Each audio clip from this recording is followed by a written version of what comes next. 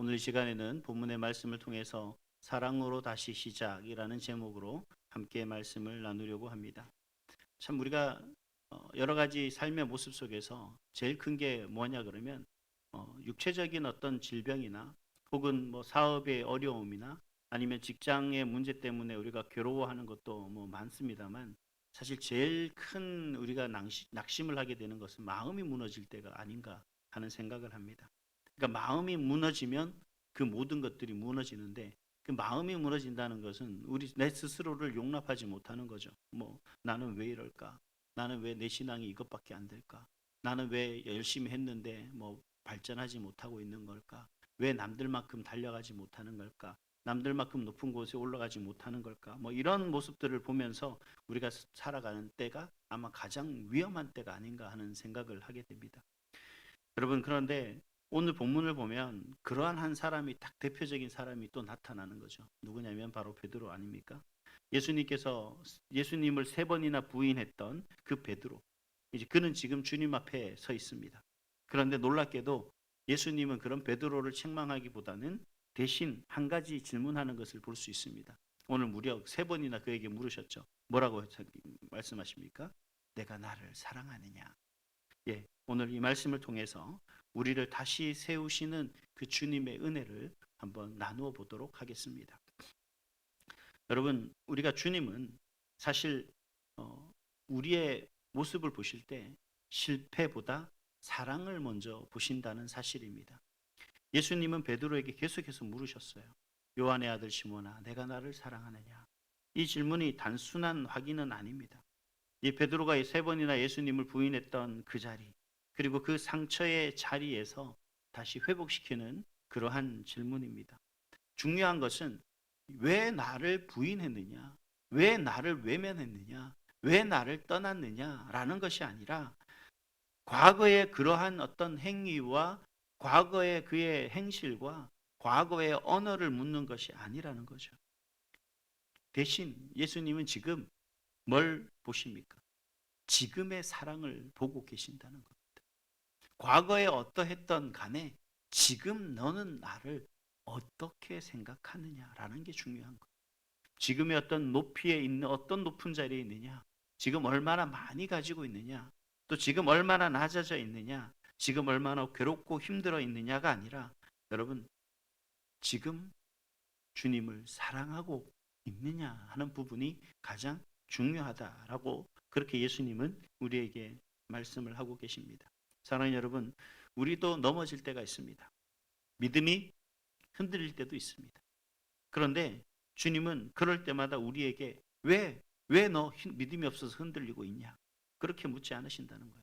왜 연약해서 넘어져 있느냐? 빨리 일어나! 라가 아니라 여전히 우리를 향해서 그래도 나를 사랑하느냐라고 그렇게 질문하고 계십니다. 예수님은 우리에게 하나님은 우리에게 완벽함을 묻지 않습니다. 어떤 성과를 이야기하지 않습니다. 단지 나를 사랑하고 있는가가 중요하다는 거죠.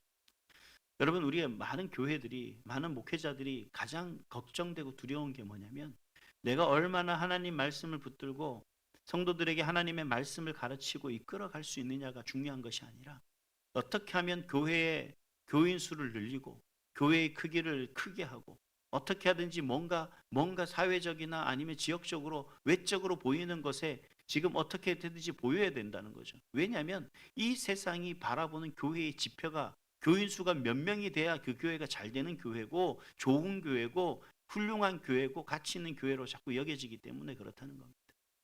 정말 본질적인 것이 무엇이냐가 중요한데 그 본질을 외면하고 자꾸 외적인 것에 치우쳐 있는 거죠.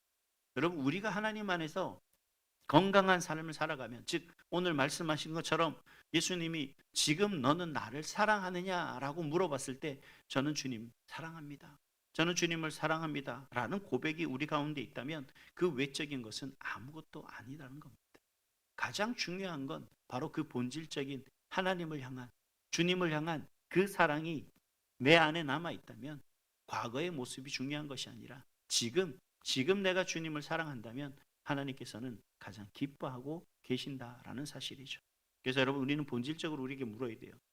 내가 사회적인 지위가 어떠냐, 사회적으로 누리고 있는 부가 어떠냐, 뭐 내가 지금 현재 있는 상황이 처해 있는 상황이 다른 사람과 비교했을 때 어떠냐가 중요한 것이 아니라 여전히 나는 그럼에도 불구하고 주님을 사랑하고 있는가, 그 대답이 오늘 이 새벽에 저와 여러분의 고백이 될 수 있기를 주님의 이름으로 축복합니다.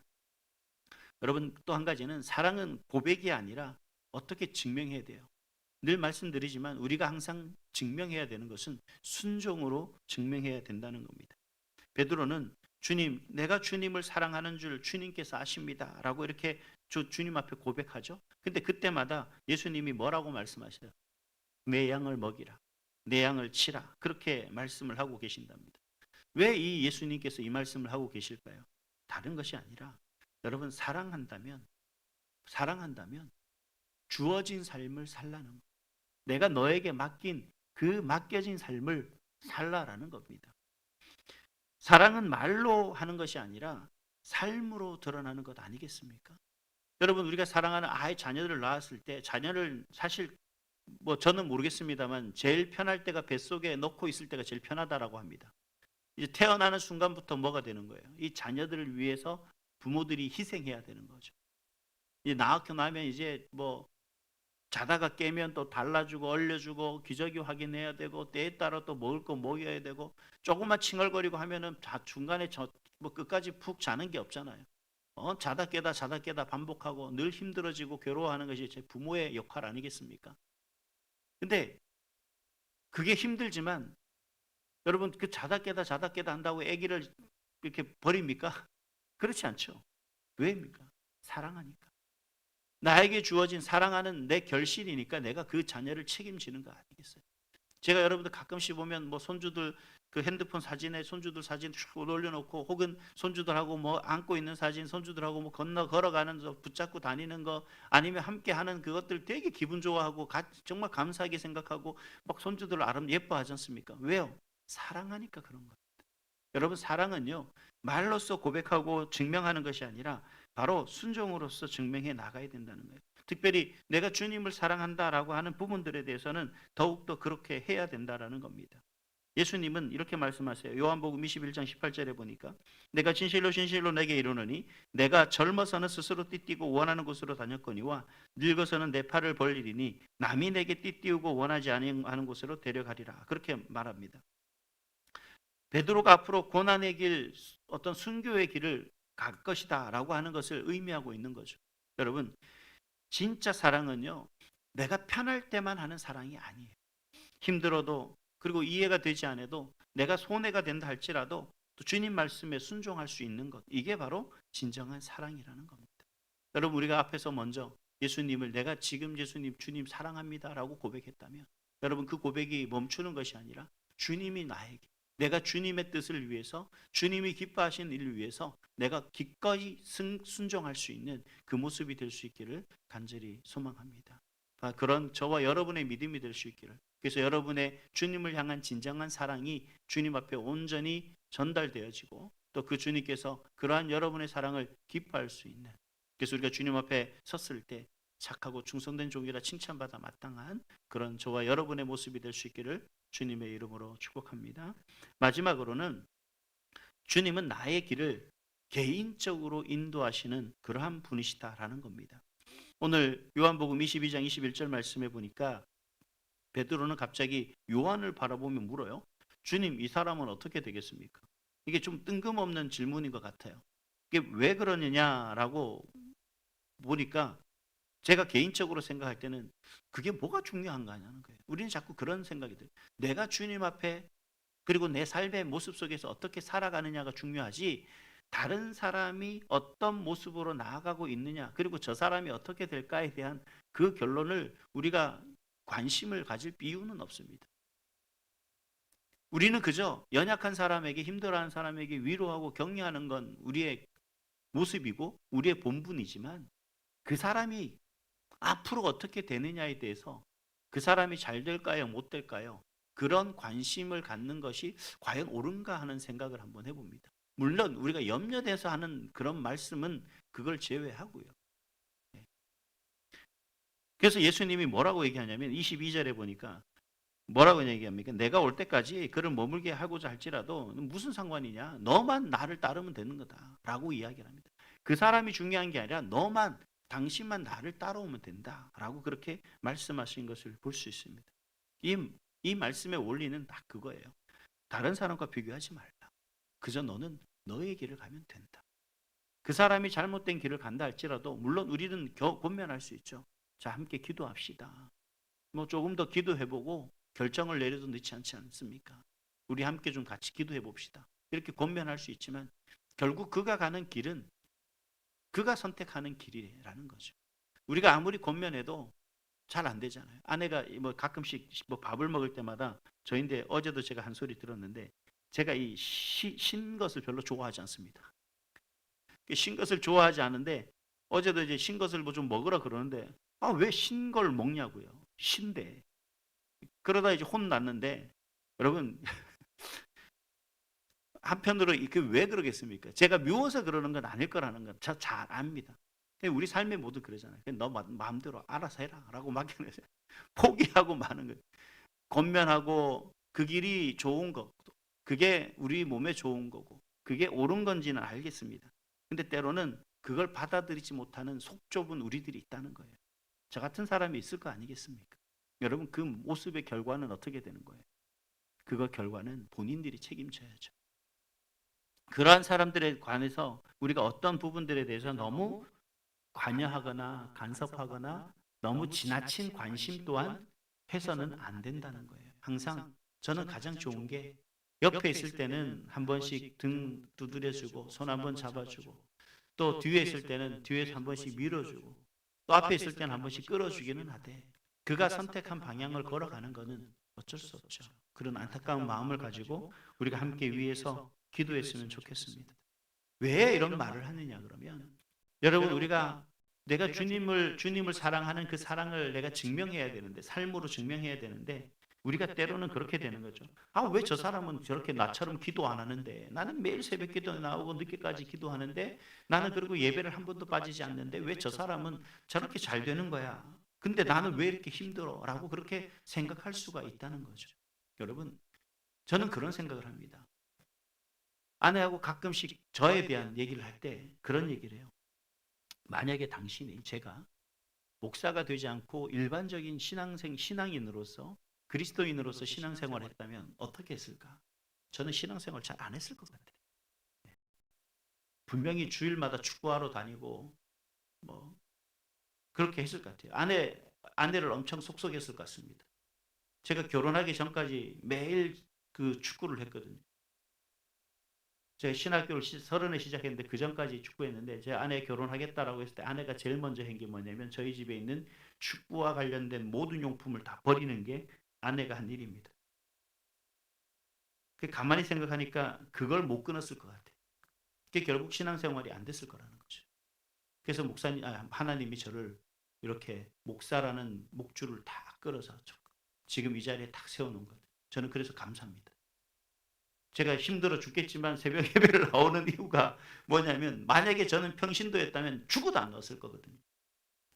근데 하나님이 나를 목사라는 그 위치에 세우니 내가 주님 앞에 순종해야 되는 거죠. 어쩔 수 없는 상황이라도 내가 어떠한 경우라도 내가 이 길을 가야만 된다라고 하는 그 사명감 때문에 내가 주님 사랑합니다. 근데 오늘 힘들어서 안 나갈래요. 하지만 내가 그 순종의 모습을 내가 본을 보이지 않으면 내가 그 순종을 행하지 않으면 안 된다는 그 신앙의 위치에 서 있기 때문에 어쩔 수 없다는 겁니다. 참 감사한 것 아니겠습니까? 제가 만약에 다른 사람과 견주어 비교하고 그 사람들과 다른 길을 걸어가면서 역시 신앙의 나약함 속에서 그렇게 말을 하고 행하였다면 저는 무조건 힘들고 어려운 신앙의 길을 왜 가? 신앙 선택을 왜 해? 그 새벽마다 왜 잠 안 자고 나가 예배 드리고 기도해? 라고 하는 그 선택을 하지 않았을 거예요. 근데 나오지 않고 신앙생활 잘하는 사람은 그들은 그들의 길을 가는 거고요. 나는 하나님과 나와의 관계 속에서 내가 이 새벽마다 하나님 앞에 나와 예배하고 내가 이렇게 기도하는 것이 하나님이 나를 향한 가장 기뻐하는 뜻이라는 걸 나는 내 혼자는 알기 때문에 하나님과 나와의 관계 속에서 이게 하나님을 가장 기쁘게 하는 해드리는 일이라는 걸 알기 때문에 제가 또 이렇게 하는 거고요. 내가 이런 신앙 속에 살아야만 내 신앙이 세상을 바라보는 여러 가지 속에서 내가 흔들리지 않기 때문에 이렇게 사는 겁니다. 제 친구들이 가끔 그런 얘기를 해요. 야, 너는 목사가 돼서 골프도 안 치고 뭐 막 그런 얘기를 막 해요. 그래서 그런 얘기를 들을 때마다 뭐 화도 나고 저걸 혼대 한 대 때려줘서 다시 골프 얘기 입에도 꺼내지 못하게 할까라고 하는 생각을 하지만 그는 그의 삶에 그의 길을 가고 있는 거고요. 저는 이 삶의 이 길을 걸어가는데 이 길이 저는 행복하고 감사하고 기쁩니다. 여러분 그렇기 때문에 세상 사람들과 아니면 다른 사람들과 비교해서 그냥 편안한 길로 가고 있는 거죠. 비교하고 그렇게 생각해서 우리 삶의 평안과 행복이 있다면 여러분 수많은 사람과 비교하며 살아야겠죠. 그러나 오늘 주님께서는 그 말씀하시는 거예요. 그건 중요하지 않고 내가 너를 이끌어 간다라는 거예요. 나는 너를 지금 이 순간에 나는 너만 바라보고 너가 가는 그 길을 응원하고 네가 가는 그 길을 내가 최선을 다해 내가 돕겠다라고 말씀하고 계시는 겁니다. 내가 걸어가는 너의 발등상에 등불이 되고 내가 걸어가는 너 길에 걸림돌이 있으면 내가 평탄한 길로 내가 인도할 것이며 내가 언덕이 있다면 앞에서 끌어주고 뒤에서 밀어주는 내가 그런 자가 되겠다. 그러니 너는 그 길을 마다하지 말고 포기하지 말고 좌절하지 말고 낙심하지 말고 그저 나와 함께 그 길을 가는 것이 너에게 가장 귀하고 복된 길이다 라고 우리에게 말씀해 주고 계실 겁니다. 사랑하는 여러분, 베드로는 실패했지만 완전히 무너지지 않았습니다. 베드로가 실패하고 베드로가 성공한 것이 아니에요. 주님께서 그를 찾아주시고 그를 ing원해 주시고 그를 일으켜 세워주시고 그를 이끌어 주시기 때문에 그랬었다는 거예요. 오늘 우리의 모습은 베드로는 끝까지 인간적인 모습을 보여요. 주님 사랑한다고 얘기하지만 주님 그러면요 저 요한은 어떻게 되는 거예요? 쟤는 앞으로 어떻게 살아가요? 라고 계속하는 인간적인 모습을 보이지만 주님께서는 끝까지 아니야. 지금 너와 나의 문제야. 나는 너만 바라보고 너는 나만 바라보면 돼 라고 그렇게 말씀하고 계시는 것을 오늘 말씀을 통해 바라볼 수가 있습니다. 여러분 요한복음의 마지막 날 오늘 이 시간에 우리가 언제 다시 한번 마지막 이 요한복음을 통해서 우리가 한 번만 바라본다 한 가지만 말씀을 드린다면 사랑하는 성도 여러분 주님만 바라보시기 바랍니다. 주님만이 여러분의 편입니다. 주님만이 우리의 힘이 되시고 능력이 되시고 우리의 도움이 되시는 줄 믿습니다. 그 주님 의지하고 끝까지 다시 그 주님을 사랑한다는 고백과 순종으로 다시 일어서는 그리고 다시 그 주님의 영광을 위해 나아가는 저와 여러분의 힘찬 오늘 한날의 발걸음이 될 수 있기를 주님의 이름으로 축복합니다.